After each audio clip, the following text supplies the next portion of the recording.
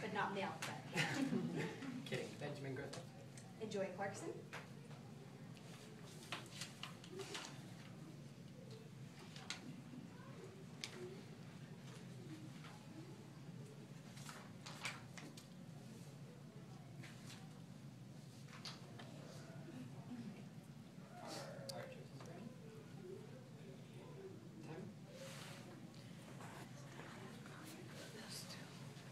It was the best of times. It was the worst of times. It was the age of wisdom. It was the age... I don't think that is a very good beginning. Do you think anyone remember that in 200 years, yeah? Yeah. Yeah. Well, Wilhelm, if you're going to write about love and marriage, how about one ring to rule them all? One ring to bind them? That hardly sounds like a very healthy marriage relationship, yeah? Yeah. Yeah. Then how about in the beginning, God created the heavens and the earth. Tweet. That would take at least 6,000 years to explain, yeah? Yeah. Yeah. Jakob, what is wrong with us? The other brothers Grimm. They shouldn't be so hard. Wait a minute, Wilhelm. I think I have it. Yeah? Once upon a time. Jacob and Wilhelm Grimm are the famous brothers responsible for inspiring many of the heartwarming fairy tales we're so familiar with today. However, it has come to our attention that the brothers Grimm made a rather serious mistake. Don't you find it peculiar that in every fairy tale, the princess falls in love with Prince Charming? We have a problem. For each one of these attractive young ladies has fallen in love with the same strapping young man. So, without further ado, We present to you a story for two. The The Brothers Brothers Grimm Grimm Mistake, by yours truly. yours truly, Right. By Benjamin Griffith. and Joy Clarkson. Once upon a time, there was a royal prince. Hello, ladies. Look at your man, now back to me. Now back at your man, now back to me. Sadly, he isn't me. I'm Charming. Prince Charming. I'm on a horse. Living up to his name, Prince Charming was charming. He had the hair, he had the eyes. He smelled like truth, freedom, justice, and fidelity. And let's be real here, folks, he also had a very beautiful palace, which made him all the more attractive. One boy night, the prince decided to have some fun. Father, Yes, my son. I want a ball. A ball? A crystal ball? A basketball? No, Father. A royal ball. With all of the ladies in the land. And so invitations went out to all the fair maidens in the land. Please note, among the many maidens on the list, a certain few should be highlighted at this time. Snow White, Sleeping Beauty, Cinderella, And Rapunzel. So the night of the ball arrived, along with all the fair maidens, driving in their most fabulous carriages. Except for Cinderella, who arrived in what seemed to be a large pumpkin. Hey, Snow, Yeah, Rapunzel? you're not going to believe this. But did you see that Cinderella girl? Well, she came in like a large garden vegetable. No way, like a zucchini? Not even. I think it was a pumpkin. I don't know, but harvest oranges so last year. Meanwhile, in his natural habitat, Prince Charming went to wooing. Beautiful dress. Oh, I love your eyes. Oh, you smell like daffodils. Oh, hello, gorgeous. You want to dance? Do I ever? Your dress. It's stunning. And are those glass slippers? You noticed? Of course I did. What size feet do you have? Don't you think that's a little personal? Never mind. I'm sorry, I don't think I caught your name. I'm Charming. Well, I know that, but what's your name? No, really. I'm Charming. Prince Charming. Meanwhile, the maidens gingerly gossiped. So, Snow, you said your boyfriend was going to be here, right? Well, mine's here, too. What's yours like? Well, he's tall, Dashing, debonair, has a huge palace, and really nice hair. Wait a minute. Are we? Meanwhile, the night lived on. I've had the best night with you. Yes, you're all great. What? I mean, all of you is great. Oh, Bong. I really must be going. So soon?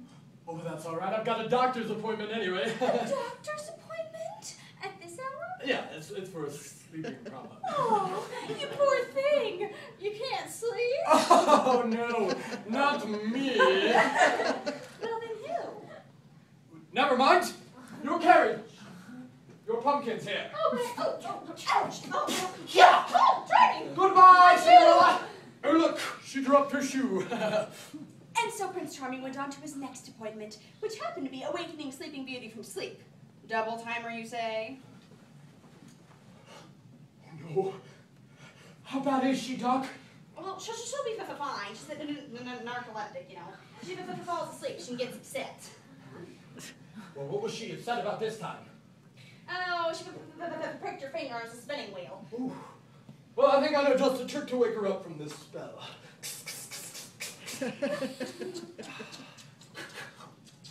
Hey, Doc, have you seen Grumpy? Charming! Oh, hello, Snow. I was giving Sleeping Beauty some CPR because I think she really needs it.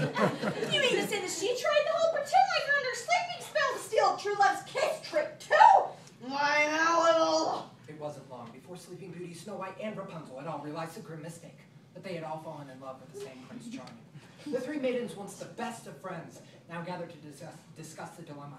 And to their surprise, they ran into Cinderella along the way, who seemed to be having roadside mechanical issues with her pumpkin. This pumpkin is so unreliable. Oh, ow. Oh, fancy seeing you all out today.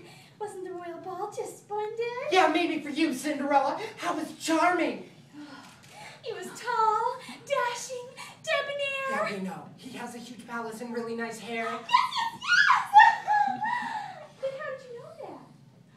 You mean to say that he has been... Oh, yes, Cindy. I'm afraid so. Prince Charming has been stealing all of our hearts for who knows how long. Rapunzel, Rapunzel, let down your hair. How could he? Rude. Now all four maidens had realized the grim mistake.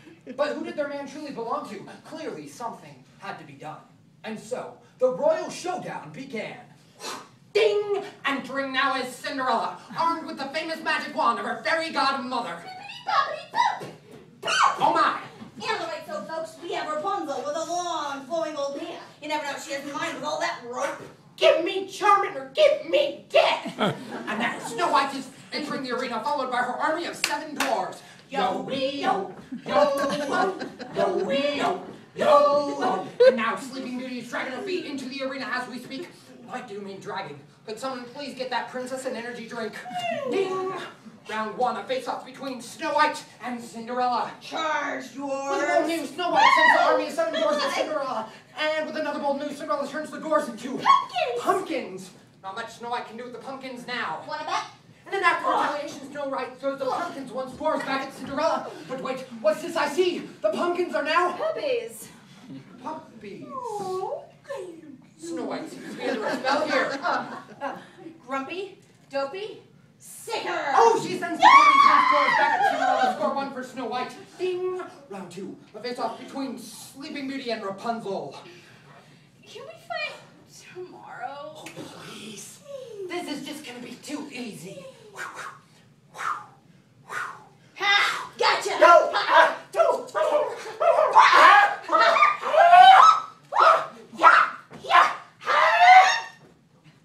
Wilhelm, Yeah.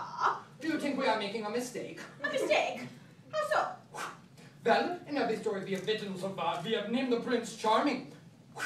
Don't you think that could cause a little bit of confusion, yeah?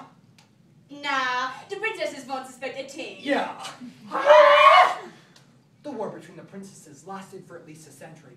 Later it would be known as the 100 Years' War. Somewhere in the midst of the battle, Cinderella accidentally turned the charming prince into a hideous beast. In an effort to make up for her mistake, she offered him a single magical rose. Unfortunately, the weight of the wand was so powerful that it rebounded off the beast and hit the dwarves hard, transforming them into common household items, such as a talking clock, a talking candlestick, a talking teapot, and a talking wooden boy. My little boy. The beast was so repulsed by his appearance that he retreated into the forest and took all the common household items with him to keep him company. He stayed there, wallowing in his beastness for years, until one day a village maiden came along. Hello, father? Is anyone there? Bonjour, mademoiselle. Talking candlesticks! I am happy to report, however, that the 4 princesses overcame their differences and decided to start a support group. Then they went on to live happy and successful lives. Snow White opened her own canning salon and now runs a very successful business. Rapunzel went on to start the now well-known organization of Locks of Love, providing 333 people with hair from her own head. Sleeping Beauty received her MD at the University of Neverland and now specializes in narcolepsy treatment. Cinderella lives happily on the countryside with her husband Gaston and their 6 or 7 strapping young boys. They eagerly welcome any visitors into their countryside pumpkin patch. Now, you may be wondering, what is the moral to this story? Really, there are too many to count. Beauty lies within. Just because they call him charming doesn't mean he is. A person is a person, no matter how small. Slow and steady wins the race. Early to bed, early to rise makes a man healthy, wealthy, and wise. Don't run with scissors. You'll poke your eye out. But most importantly, When writing a collection of fairy tales, never give the prince in every story the same name.